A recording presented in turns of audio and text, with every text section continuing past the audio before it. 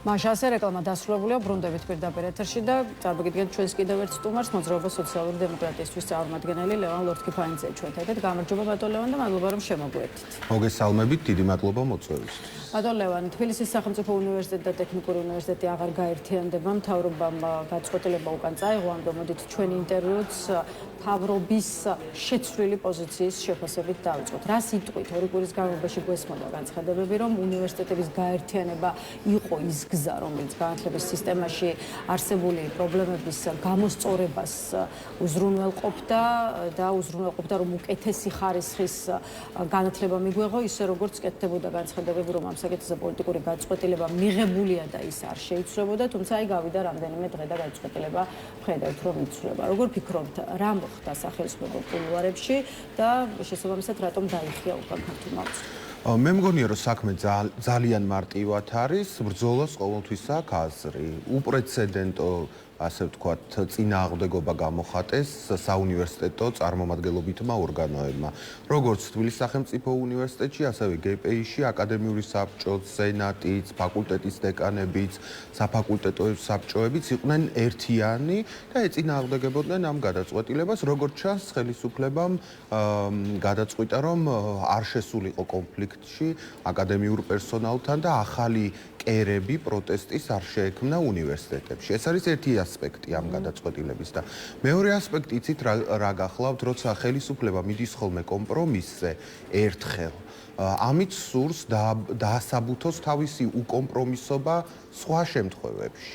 მე ვარაუდობ, რომ მომავალში საქართველოს ხელისუფლება სრულიად შეუვალი იქნება, როდესაც მსჯელობები დაიწყება ილიას სახელმწიფო უნივერსიტეტზე და იქ გვეტყვის, რომ აი მე დავთმე ტექნიკური უნივერსიტეტის საკითხი, უნივერსიტეტის და გპ-ის გაერთიანების საკითხი, მაგრამ აი აქ ფეხს არ მოვიცვლი უკან და ბოლომდე გავატარებ ჩემს რეფორმას. აი ამ კონფიგურაციასთან გვაქვს მგონი დღეს საქმე. უნივერსიტეტს რა საფრთხე ემუქრება? მინიმუმ და მაქსიმუმ რა შეიძლება მოხდეს ამ უნივერსიტეტთან მიმართებაში, რა მოლოდინი შეიძლება ამ კუთხით არსებობს? ეს გაცხადებული აქვს საქართველოს ხელისუფლებას, მას სურს, რომ ილიას უნივერსიტეტი გადააქციოს მონოპროფილურ, ერთ დარგზე ან ორ დარგზე ორიენტირებულ სასწავლებლად და ის მიმართულებები, რაც წლების განმავლობაში აშენეს ამ სასწავლებლებში, უნდა გაუქმდნენ. მაგალითად, ილიას უნივერსიტეტს აქვს ძალიან ძლიერი საბუნებისმეტყველო სკოლა, ეკოლოგიური ლაბორატორიები და ასე შემდეგ და ხელისუფლება ამბობს, რომ რა საჭიროა მათი არსებობა გავანადგუროთ, არ არსებობდეს ის და რა თქმა უნდა აქ არის პოლიტიკური ასპექტიც. თქვენ იცით, ახლა მე მაინც და მაინც დიდი სიმპათია არ მაქვს ილია უნის ზოგიერთი პროფესორის მიმართ, მაგრამ ზოგადად ეს არის ოპოზიციურად განწყობილი სასწავლებელი და პოლიტიკური ნიშნით შეავიწროვებენ მას. ანუ იცით, მე ყოველთვის მაინტერესებს ხოლმე რა არის ხელისუფლების мотиваცია. ხელისუფლების мотиваცია მართლა განათლების რეფორმა და ხარისხის გაუმჯობესება რო იყოს, შეიძლება ნებისმიერ საკითხზე ვიმსჯელოთ, მაგრამ ჩვენ აქ ხედავთ, რომ ნებისმიერ გადაწყვეტილებას ხელისუფლება იღებს პოლიტიკური мотиваციით. მას ილია უნიში ხარისხი კი არ აინტერესებს, არამედ აინტერესებს ის როგორც რაღაც თავშესაფარი ბევრი მისი მოწინააღმდეგისათვის და ამიტომ ეს თავშესაფარი უნდა დაინგრეს. ისევ სეტეუს მინდა დაუბრუნდეთ ვიდრე სხვა უნივერსიტეტებთან მიმართებაში კონკრეტული გადაწყვეტილებების გაცხადება მოხდება. ახლა ტექნიკური უნივერსიტეტი აღარც თსეუს შეუერთდება და ცალკე უნივერსიტეტად კი რჩება, მაგრამ ის წმინდა ტექნიკური უნივერსიტეტი გახდებაო, გუშინ ითქვა მთავრობაში, ანუ მომდევნო აკადემიური წლისთვის აღარ გამოცხადდება მიღება დისციპლინებზე, რომლებიც როგორც კობახიძე ამბობს, სასწავლო პროგრამაში 90-იან წლებამდე არ შედიოდა და კობახიძემ სხვათა შორის განათლების მინისტრთან გუშინდელ ბრიფინგზე თქვა ისიც, რომ ტექნიკური პროფილის არ მქონე პროგრამები შესაბამისად მილევად რეჟიმში დარჩება. შეცვლის თუ არა უკეთესობისკენ ტექნიკურ უნივერსიტეტს წმინდა ტექნიკურ უნივერსიტეტად გადაკეთება და აი ჰუმანიტარული პროგრამები იყო გპ-ის, ყოფილი გპ-ის სეტეუს, დღევანდელი სეტეუს ძლიერი მხარე თუ მიზეზი არც ისე მაღალი განათლების ხარისხისა.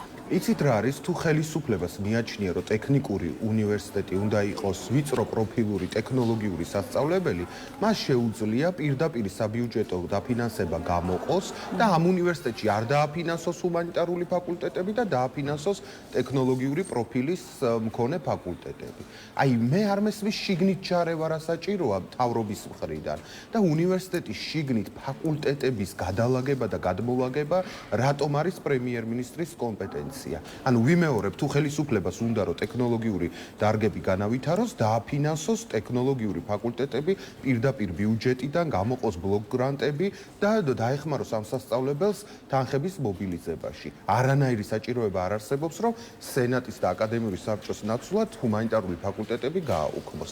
ამასთანავე უამრავი მაგალითი შეგვიძლია განვიხილოთ ჩვენ თანამედროვე სამყაროში, როდესაც ტექნოლოგიური ინსტიტუტები მდიდარი არის თავისი ჰუმანიტარული სკოლით, იმიტომ რომ ჩვენ ვცხოვრობთ, რა ვიცი, მულტიდისციპლინარულ ეპოქაში, ვცხოვრობთ ეპოქაში, სადაც ხდება დარგების ურთიერთგადაკვეთა და ასე შემდეგ. ასე რომ რატომ გახდა ესეთი დიდი პოლიტიკური პრობლემა ჰუმანიტარული ფაკულტეტების არსებობა ტექნიკურ სასწავლებელში, მე არ მესმის, ეს ძალიან ზედაპირულ მსჯელობად მიმაჩნია და მეორე საკითხი, ტექნიკური უნივერსიტეტის გაძლიერება ვინმეს თუ უნდა, ჰუმანიტარული ფაკულტეტები კი არ უნდა დახუროს, არამედ უნდა განავითაროს საქართველოს ეკონომიკაში ინდუსტრიული დარგები, რომელზეც პირდაპირ არის მიბმული ტექნიკური უნივერსიტეტის სასწავლო პროგრამები. ანუ ნახეთ, როგორ განვითარდება, თქვათ, ქიმიური მრეწველობის ფაკულტეტი ამ ქვეყანაში და ტექნიკურ უნივერსიტეტში, თუ ქიმიური მრეწველობა არ აგვაქვს და ერთი აზოტის ქარხანა გვაქვს და იფიცება და 200 ლარს არაძლევენ ზედმეტ ხელფასს და ასე შემდეგ. როგორ განვითარდება მაგალითად მანქანათმშენებლობის ფაკულტეტი, როდესაც საქართველოში არც ერთი მანქანათმშენებლობის საწარმო არ არსებობს, თუნდაც პატარა ჩარხს რო აწარმოებდეს. ასე რომ ხელისუფლებას თუ უნდა უნივერსიტეტების განვითარება, ეკონომიკაში შესაბამისი დარგები უნდა წარმოქმნას. განათლების სფერო ძალიან ისეთი მნიშვნელოვანი და ამავე დროს ფართოა ჩვენი გადაცემისთვის განკუთვნილი დრო სამწუხაროდ შეზღუდული, ამიტომ მინდა რომ პოლიტიკურ საკითხებზეც, წმინდა წყლის პოლიტიკურ საკითხებზეც მოვასწროთ საუბარი და შესაბამისად გადავიდეთ სხვა საკითხებზეც, მით უფრო რომ არც ისე კარგი ამბები მოდის მაგალითად ბრიუსელიდან, შესაძლოა საქართველოს კულების სპორტი დასანქცირდესო, ნახავდით ალბათ დასავლურ მედიაში გავრცელებულ ინფორმაციას, როგორც ვრცელდება ცნობები, აი მაგალითად Sky News-ის მასალას გულისხმობ, ევროკავშირი რუსეთის წინააღმდეგ სანქციების მე-20 პაკეტის ფარგლებში მესამე ქვეყნების სპორტებისთვის სანქციების დაწესებას გეგმავს, საქართველოს შემთხვევაში კი საუბარია სწორედ კულების პორტის დასანქცირებაზე. რა საფუძველი შეიძლება არსებობდეს ჩვენი პორტის დასანქცირებისთვის და მეორე მხრივ, აი, არ ვიცი, თუ კი ეს გადაწყვეტილება მართლაც იქნება მიღებული, რა გავლენა შეიძლება მას ჰქონდეს ქვეყნის ეკონომიკურ სტაბილურობაზე? მოდით ჯერ იმედი გამოვთქვათ, რომ ყულების ტერმინალი არ დასანქცირდება და ჩვეულ რითმში განაგრძობს მუშაობას, იმიტომ რომ ისედაც მკვდარი ეკონომიკა გვაქვს ჩვენ და კიდევ ერთი ესეთი მნიშვნელოვანი ლოჯისტიკური და სატრანსპორტო ცენტრის დაბლოკვა კიდევ უფრო გააუარესებს ჩვენთან მდგომარეობას. რაც შეეხება რა მიზეზი შეიძლება არსებობდეს, ჩვენ ხომ ყველამ კარგად ვიცით, რომ საქართველოსნაირ ქვეყნებს რუსეთი იყენებს ხვრელად, რათა სანქციების კედელი გაარღვიოს და რაღაცა მცირე მოგება მიიღოს. ხო, აი ჩვენ მაყურებელს ვუთხრათ, იმიტომ რომ საქართველოში ბევრი ადამიანი ვაჭრობს ავტომობილებით. ხომ და ბევრი ავტომობილი საქართველოში იყიდება ჯერ ვიღაც ყირგის შუამავალზე და მერე მოულოდნელად ეს ავტომობილი აღმოჩნდება ხოლმე რუსეთში. მე შეგახსენებთ საქართველოს საგარეო საქმეთა სამინისტროს მე 2025 წლის ოქტომბერში გავრცელებული ინფორმაციას, რომელშიც სამინისტრო იუწყებოდა, რომ მადლობის წერილი მიიღეს ევროკავშირის მხრიდან, თუ რამდენად კეთილსინდისიერად ახორციელებს საქართველოს ყველა საქმიანობას, რაც უკავშირდება იმას, რომ ჩვენი ქვეყანა არ იყოს გამოყენებული სანქციების გვერდის სასავლელად. აი თუ კი საქართველოს ევროპის და ევროკავშირის წევრი ქვეყნების შეფასებით არის ხვრელი რუსეთისთვის სანქციების გვერდის სასავლელად, მაშინ რას ნიშნავს ეს მადლობის წერილი, რომელიც სამინისტროში ოქტომბერში გამოიცა? თქვენ როგორ ფიქრობთ, მე-20 პაკეტს რატო იღებენ სანქციების ევროკავშირში?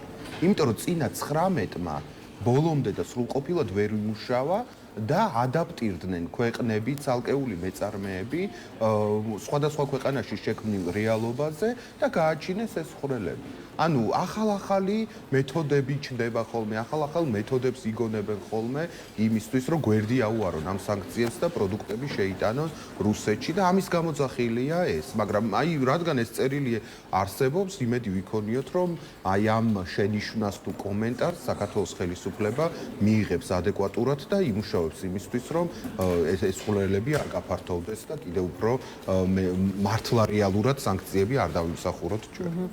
კეთილი ბატონევა, რაც შეეხება კიდევ ერთ ძალიან მნიშვნელოვან ამბავს ჩვენს რეგიონში ამერიკის შეერთებული შტატების ვიცე-პრეზიდენტის ვიზიტს გულისხმობ. ახლა ჯეიდ ვენსმა მოიარა სომხეთი, დღეს უკვე ბაქოში განაგრძობს ვიზიტს, რაც შეეხება სომხეთში ვიზიტის შინაარს, გარდა იმისა, რომ ეგრეთ წოდებული ტრამპის მარშრუტი იყო ფაშინიანთან შეხვედრაზე განხილვის ერთ-ერთი მთავარი თემა, იქ ნახეთ, რომ ამერიკამ და სომხეთმა ბირთვული ენერგიის მშვიდობიანი მიზნებისთვის გამოყენების შესახებ შეთანხმებაც გააფორმეს და სხვათა შორის ფაშინიანმა თქვა ისიც, რომ სომხეთსა და ამერიკის შეერთებულ შტატებს ასეთი ახლო ურთიერთობები არასოდეს ქონიათ. აი რა მნიშვნელობის მატარებელია ამერიკის მეორე პირის ჩამოსვლა ჩვენს რეგიონში და სად არის ამის ფონზე საქართველო, ესეც გითხარით. საქართველო არის იზოლაციაში, საქართველო არის გარიყული, საქართველო არ მნიშვნელობს ჩვენს რეგიონში და საქართველო აღიქმება სამწუხაროდ და საუბედუროდ რუსეთის პროქსი ძალად, ანუ რუსეთს დაქვემდებარებულ